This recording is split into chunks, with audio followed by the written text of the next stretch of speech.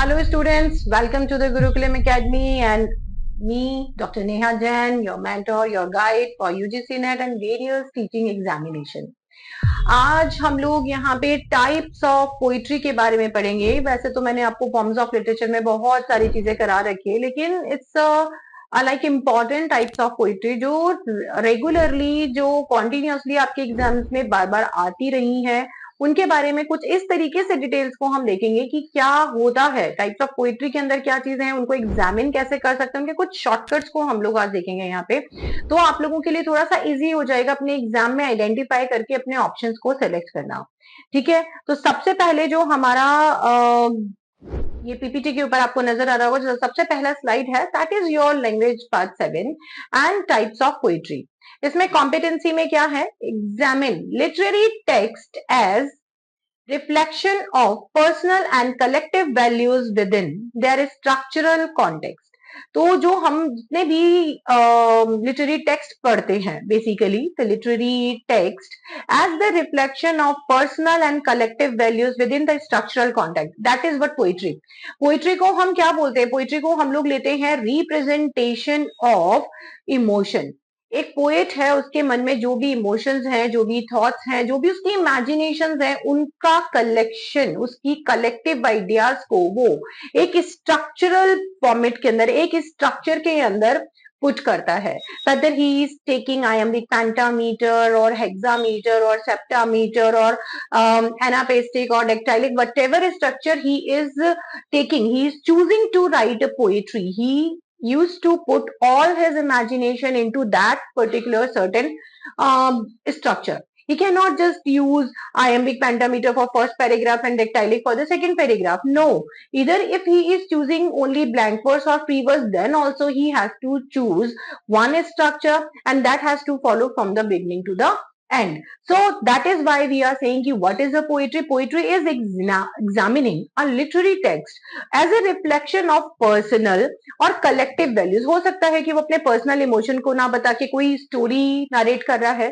कोई माइथोलॉजी को बता रहा है, तो जो भी कोई माइथोलॉजी होगी वो एक कम्युनिटी से, एक सोसाइटी से बिलोंग करती हुई होगी।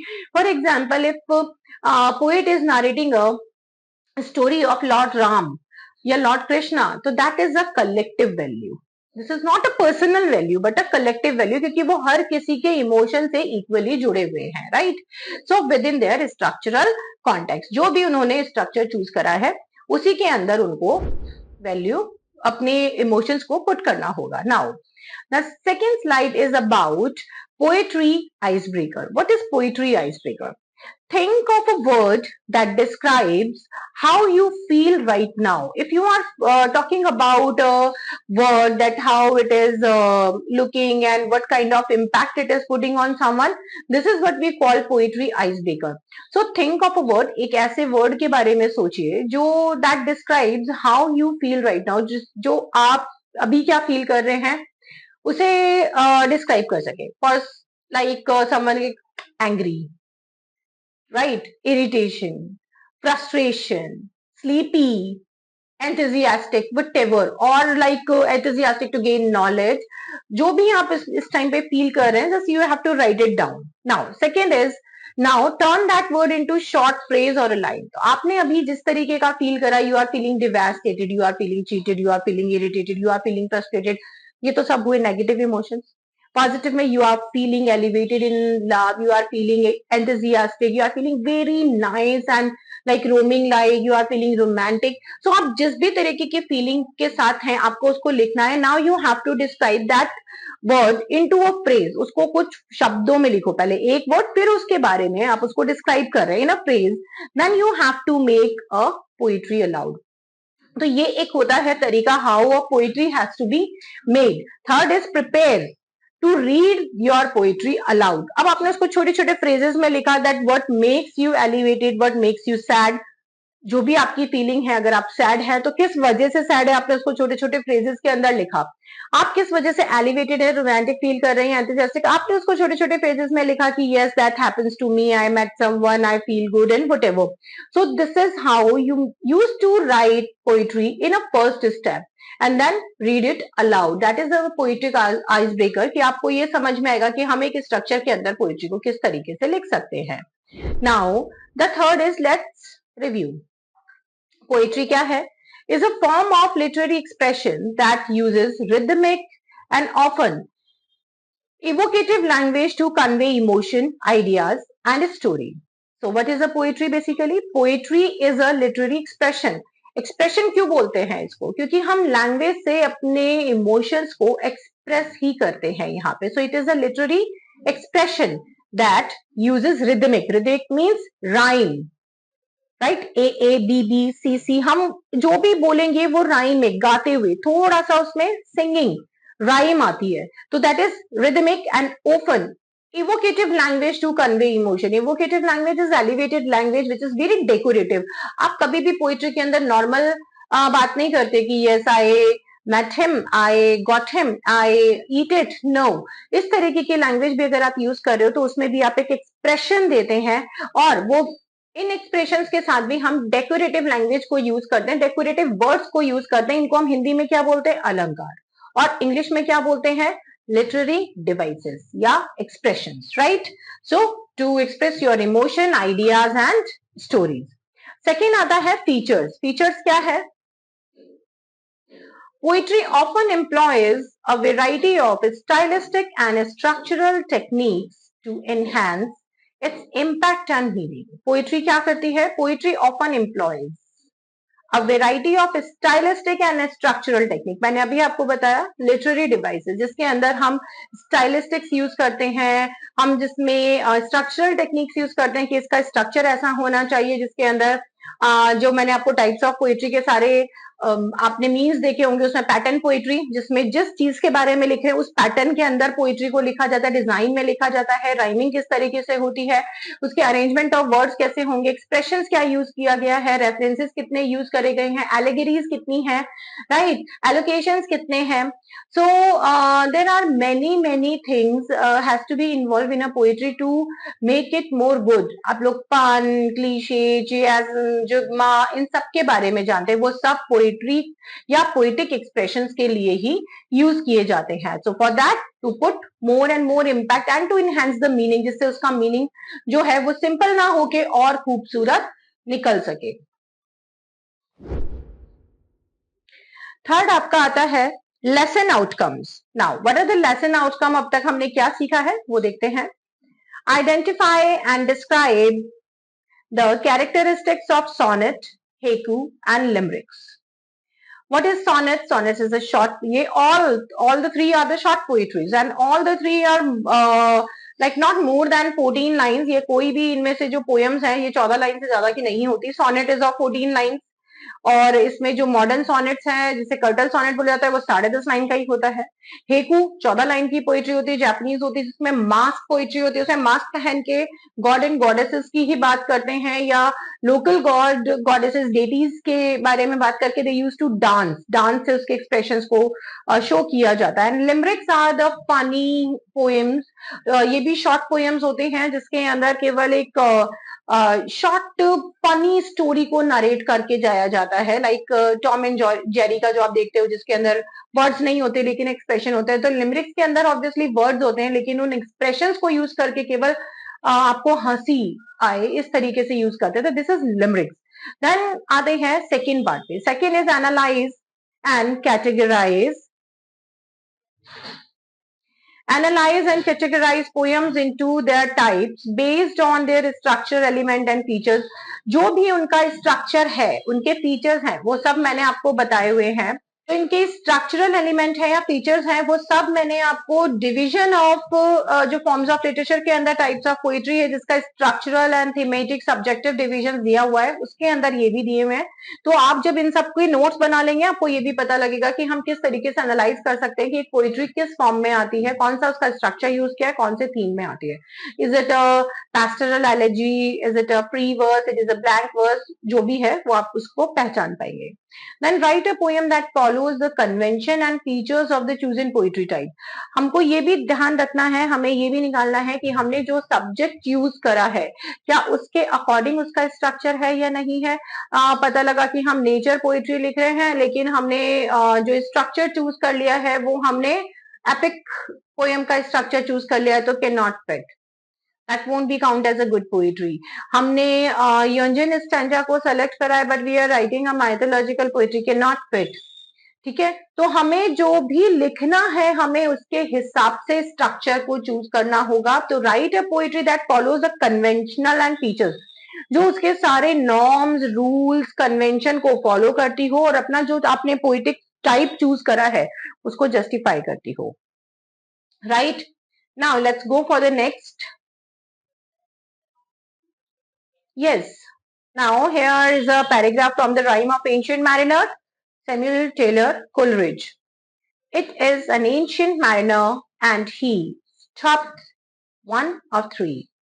By thy long grey beard and glittering eyes, now therefore stoppest thou me.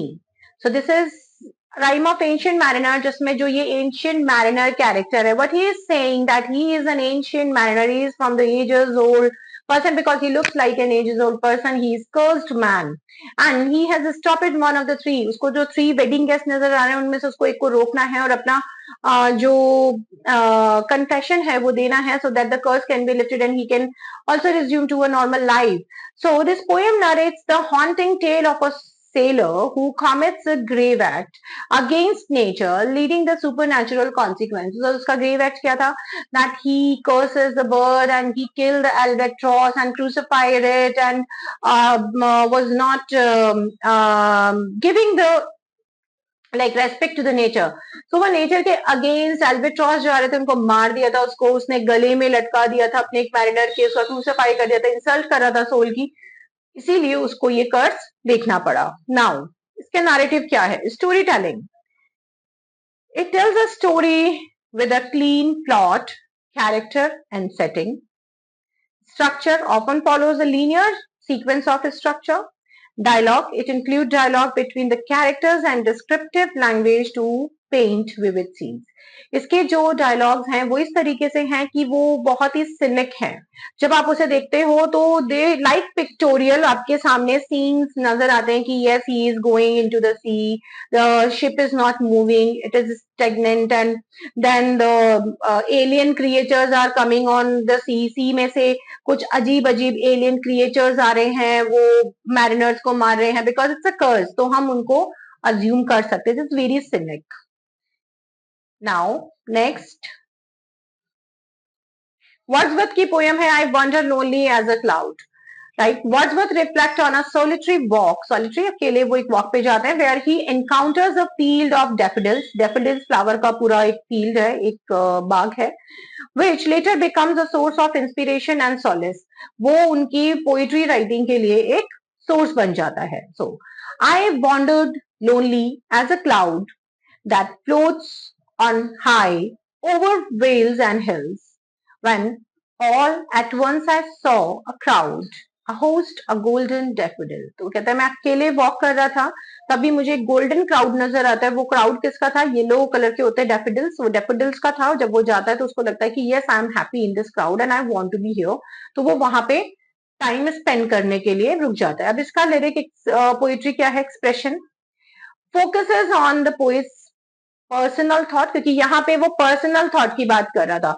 और सैमुअल टेलर कोलरिज किसकी बात कर रहा था? कम्युनल, वो सोशल थॉट की बात कर रहा था, क्योंकि वो उसने उसको कर्स लेफ्ट करने की बात करी, उसने उसको मोरालिटी की बात करी, सुपर नेचुरलिज्म की बात करी, और यहाँ पे वो पर्सनल फीलिंग बता रहा है कि उसे क्या अच्छा लग रहा है, क्या बुरा लग रहा है. And musicality often lyrical in nature with a melodic quality that can be read aloud और सॉन्ग. ये सुना जा सकता है, पढ़ा जा सकता है, इस तरीके से इसको बनाया गया है. कि थीम क्या है? It covers a wide range of themes such as love, nature and introspection. Introspection is coming to the reality. So there are various examples have been taken which will be अलग अलग हैं ये सारे के सारे. अभी तक मैंने आपको लिरिकल पोइट्री का बताया है, नैरेटिव का बताया है, क्योंकि उसके अंदर नरेशन था फर्स्ट उसमें. इसमें लिरिकल पोइट्री का था. Now dramatic. This poem presents the inner monologue of Prufrock, a modern man plagued by indecision and self-doubt as he contemplates love, aging and societal expectation. That is Love Song of Alfred J. Prufrock. ये T.S. Eliot की poem है, modern poetry है. Let us go then, you and I, when the evening is spread out against the sky, like a patient anthizer upon a table. तो वो यहाँ पे किसकी बात कर रहा है कि उसने लव को पेशेंस से कंपेयर करा है कि जैसे कि एक एंथाइजर टेबल पे बैठा हुआ है and very patiently is observing things, ऐसे ही you and I should go over a walk, should be patient without arguing, we should resolve that what can be next for our relationship. So dramatic है ये. Technique क्या है? Uses dramatic technique like dialogues and monologues to convey the emotion and conflict. Development of often involves the portrayal of complex characters and their inner thought.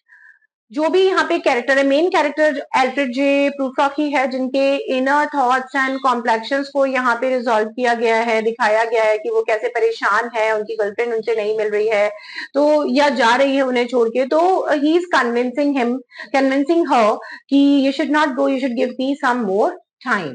Now, theatricality, designed to be performed or read aloud with dramatic effect. इसको हम dramatize भी कर सकते हैं because if a poet is reading this poetry love, he can give you expression by his hand movement or can be dramatized like in opera. Next, sonnet, a very simple 14 line structure which I have already told you. So this is Shakespeare. Sonnet 18 immortalized rises the beloved through a comparison of a summer day, asserting that the beauty of the beloved will not fade like the fleeting sun. वो fleeting season. Shakespeare यहाँ पे अपने beloved के लिए poetry लिखा है, sonnet number 18, और वो ये कहते हैं जैसे बाकी सब सीजन एक के बाद एक चले जाते हैं, ऐसे तुम्हारी ब्यूटी कहीं नहीं जाएगी, वो यहीं रहेगी. So shall I compare thee to the summer's day? Thou art more lovely and more temperate. Rough winds do shake the darling birds of May, and summer's leaves hath all too short a date. Right? So this is sonnet 18. इसमें rhyming scheme ये रही. Patriarchal जो scheme होती है, that is Italian sonnet की, वो ये scheme होती है, but शेक्सपियर ने ये कभी यूज नहीं करी, ये इनकी है जिसको कि हम इंग्लिश sonnet scheme भी बोलते हैं. And themes often explores the theme of love, mortality, beauty. ये शेक्सपियर का फोटे है, उन्होंने अपने लगभग सभी सॉनेट्स के अंदर लव, मोर्टैलिटी एंड नेचर की थीम पे ही लिखा है. नेक्स्ट आते हैं लिमरिक पे. So Edward Lear's limerick humorously described the predicament of an old man whose beard become nesting ground for various birds. ये यहाँ पे एडवर्ड लियर एक मॉडर्न पोइट हैं और उन्होंने एक लिमरिक लिखा है जिसमें उन्होंने लिखा है ओल्डमैन है, उनकी बहुत लंबी दाढ़ी है और वो शेल्टर दे रहे हैं बहुत सारी बर्ड्स को, उसमें उन्होंने घोंसले बना लिए. तो this is a limerick. He is humorously making fun and giving a gesture of laughter to the children. So there was an old man with a beard who said, "It is just as I feared, 2 owls and a hen, 4 larks and a wren have all built their nests in my beard." तो वो क्या कह रहा है? 2 owl, 2 उल्लू ने अपना घर बनाया, एक मुर्गे ने, hen. 4 larks, larks are small birds, and a wren. Wren is a bigger bird like a uh, eagle kind, थोड़ा बड़ी चिड़िया होती है. ओके, देख लीजिएगा. So they have made their house in the long beard of the old man, and this is what he said. तो tone क्या है? Humour, whimsical. whimsical का मतलब होता है like a big strange, क्योंकि हम obviously एक ह्यूमन beard के अंदर कोई अपने नेस्ट नहीं बना सकता, but because it's too long तो उन्होंने शेल्टर दिया है, तो ये एक ह्यूमरस भी है. Whimsical in nature, that nature is so strange that if you are the animals can feel whether you are harmful or harmless, so the birds are feeling safe with him, and that is why they are nesting in his beard. Often involving puns and wordplay. What is pun? Pun is the arrangement of the word which can make fun or humor in itself. Structure, it's AABBA, that is a rhyming scheme, and twist often ends in an unexpected and humorous punchline. Okay, now next is Haiku. Haiku is again a short poem It's Basho's haiku captures the tranquility of nature, solitude or loneliness, quite we can say silence in nature, tranquility is solace, right? Through the minimal word, it invites reflection of the serene beauty and sudden disruption of stillness. तो ये यहाँ पे nature की serene beauty की बात कर रहा है, जहाँ पे शांति है, पीस है और बहुत ही ब्यूटीफुल है. So an old silent pond, a frog jumps into the pond, splash, silence again. So this is the beauty of nature कि बिल्कुल साइलेंस है. एक मेंढक आता है, वो पॉन्ड में जब कूदता है तो स्प्लैश की आवाज होती है, फिर से शांति. He is enjoying that. That is Matsuo Basho. ये एक जापानीज पोइट है जिन्होंने ये लिखी है. This is not a 3 line just, but इसके आगे भी पोइट्री होगी. तो compare to 3 line of a syllable pattern of 5-7-5, ये इनके वर्ड्स अरेंजमेंट है, that is syllable and often captures a moment in nature. Simplicity, concise language होती है, सिंपल लैंग्वेज होती है जिसे पढ़ते ही समझ में आ जाए. इजियर एक्सप्रेशंस होते हैं. Acrostic. So that is Carol's acrostic poem uses each line to spell out the name of a young girl. Alice in Wonderland is a Lewis Carroll's favorite word, or you can say the most important or the most famous work. So Alice's presence little. It intervenes narrative elements with the acrostic structure. अभी इसमें acrostic में क्या होता है? That is like a loud speaking. एक proper आपको voices सुनाई देती हैं कि हम जब पढ़ रहे हैं तो आपको वो लाइक जो उसके सोनिक एक्सप्रेशंस हैं वो फील होते हैं. A boat beneath a sunny sky, lingering abroad dreamingly. In an evening of July, children three, that nesting near, eager eyes willing ear. Right? तो जब इसको acoustic के अंदर similar sounds use किए जाते हैं, like consonants and assonance, जिसे हम alliteration बोलते हैं, like e sound is eager eyes. ठीक है. 3 that nested near, NN का sound है. हर line के अंदर a boat beneath, sunny sky, right? Lingering onward dreamingly, in an evening. So this is all similar sounding words. Alliterations इसके अंदर है. This is called acrostic. So acrostic के अंदर क्या था? Spell out the word or message vertically with the first letter of each line of the stanza. ठीक है. अब यहाँ पे देखिए ये each line of the stanza के अंदर क्या है acrostic में? Alice.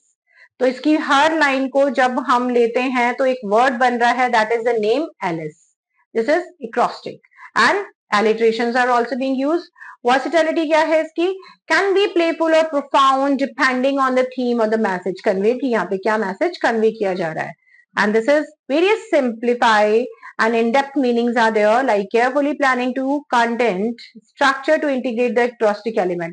अगर acrostic element करना है हमें first words को capture करके एक word नया create करना है तो हमें बहुत ही consciously जो lines हैं उन्हें create करना पड़ेगा, उनके words के arrangement को बहुत consciously करना पड़ेगा.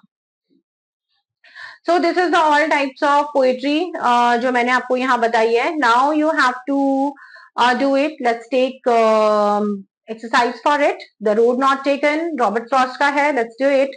Instruction: carefully read the provide lines, analyze each line looking for the key characteristic that defines its type. Determine which type of poetry each poem represents. Respond to the guide question provided to support the clarification. This is what you have to do. Now, इसको poem को मैं पढ़ रही हूँ and the exercise you have to do on your part. Two roads diverged in a yellow wood, and sorry I could not travel both. And be one traveler, long I stood, and looked down one as far as I could. To where it bent in the undergrowth, then took the other, as just as fair, and having perhaps the better claim, because it was grassy and wanted wear, though as for that the passing there had warned them really about the same. Right. So ये lines हैं जिन्हें आप पढ़िए और ये जो exercise आपको दी इसको प्रॉपरली एनालाइज कीजिए. इसमें कौन कौन से ऊपर के 5 में से दी हुई चीजें हैं आपको एनालाइज करनी है. You have to respond it in the questions. So road not taken के ऊपर जो हमें क्वेश्चंस देखने हैं वो देख लेते हैं. Question number 1. What narrative elements can you identify in the poem? Plot, characters, and setting. Which second question is poem focused on telling a story, expressing emotions, or creating a dramatic effect? Third question, which type of poetry does the poem represent? Narrative type है, lyrical है, dramatic है, ये क्या कह रहा है इसमें poet, किस तरीके के एक्सप्रेशन को उसने यूज किया है, किस टाइप ऑफ पोइट्री को यूज किया है. So you have to answer all these questions.